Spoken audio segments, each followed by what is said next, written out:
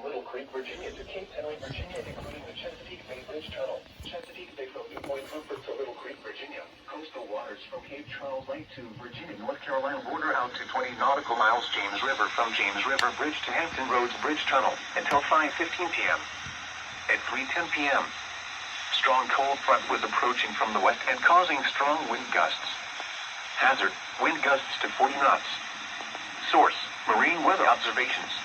We might have a double header here. Small craft could be damaged and briefly higher winds and suddenly higher waves.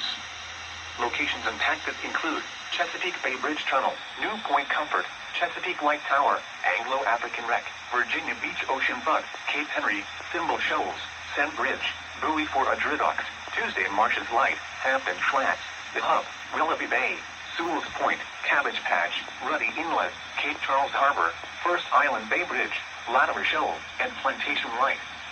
A tornado watch remains in effect until 7 p.m. for eastern and southeastern Virginia. Move to safe harbor immediately as gusty winds and high waves are expected.